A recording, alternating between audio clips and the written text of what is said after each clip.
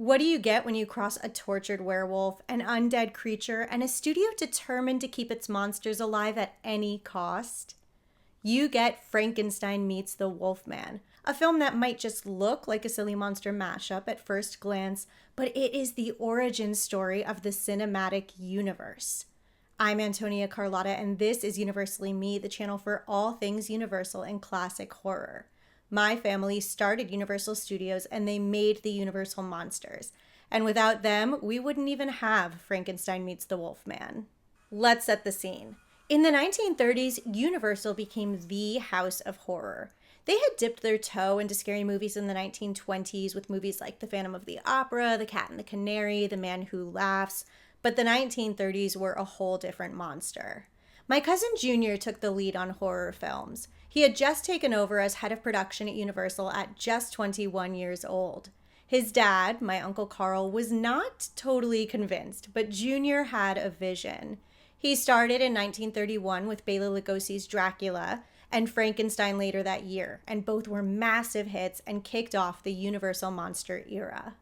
By 1935, Junior had added The Mummy, The Invisible Man, The Werewolf of London, and The Bride of Frankenstein to the roster. But in 1936, my family lost the studio, and the production code of censorship was in full gear, which meant that for a few years, horror movies were on pause. But it didn't take long for the new Universal owners to realize something important. The monsters were still money.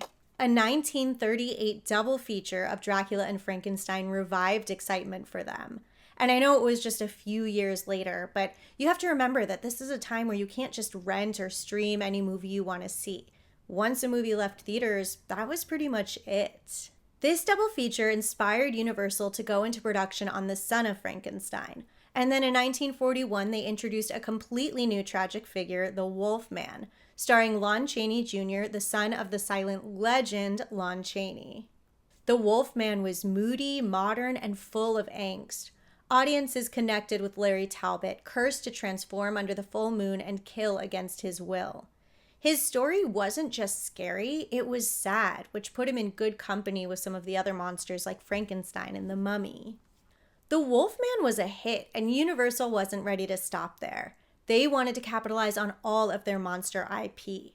So in 1943, someone asked the million-dollar question.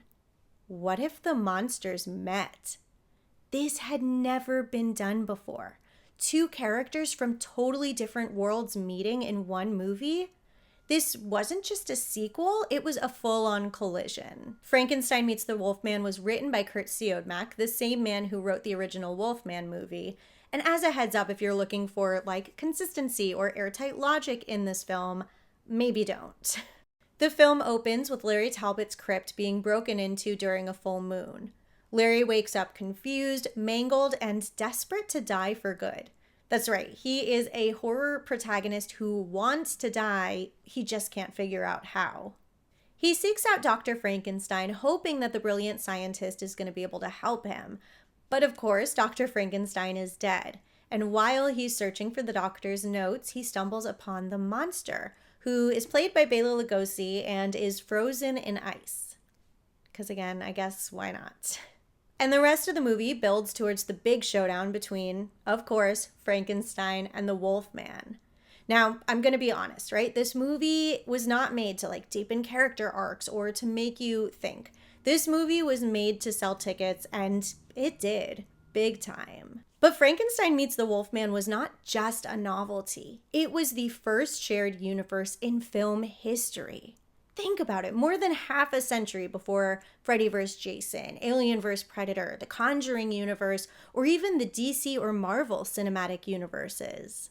Universal realized that their monsters didn't have to stay in their own lanes. They could cross over, share storylines, bring their audiences together. And it's easy now to laugh at the clunky continuity or even at the very concept, right? It seems so simple, but I cannot stress enough how groundbreaking this was. The idea that Frankenstein and the Wolfman from totally different worlds and timelines could exist in one universe, one film, that was radical. Studios didn't do that, right? Characters would just live and die in their own bubble. But Universal broke that rule, and that spirit of rule breaking, of mixing worlds, would go on to influence franchise filmmaking in massive ways.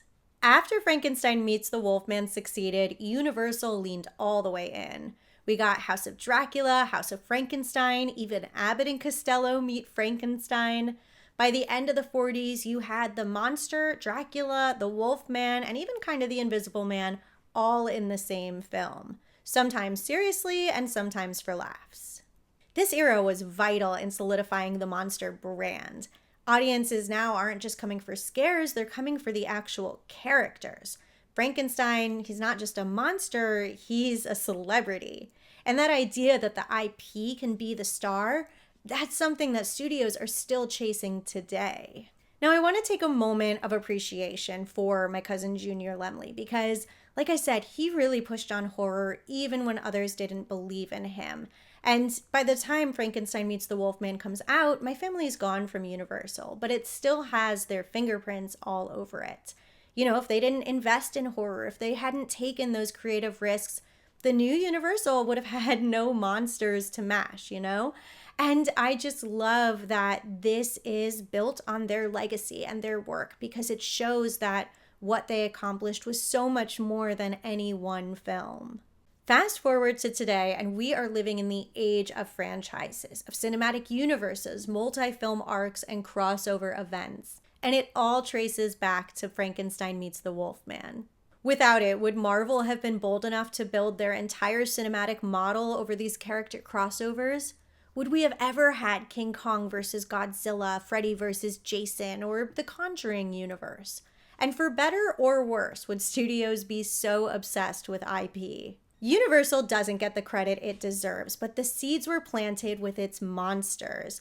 Dracula, Frankenstein, the Wolfman, they all lived in their own shadows, but it exploded the second they stepped into each other's worlds. So the next time you see Thor and Iron Man on screen, or King Kong versus Godzilla, Freddy versus Jason, the Conjuring universe, any of these crossovers, and actually, anytime you step into the Dark universe in Orlando at the new Epic universe, which is a whole new version of the Monster Mash, just know it started with Frankenstein Meets the Wolfman. In the comments, I want to hear your favorite crossover. I won't even be offended if it's not Universal. Don't forget, if you like these Universal and classic horror deep dives, to hit the like, subscribe, share this video with all of your friends, and don't forget, paid members get bonus content. I just put up my Epic Universe haul. Thanks so much for watching. Bye.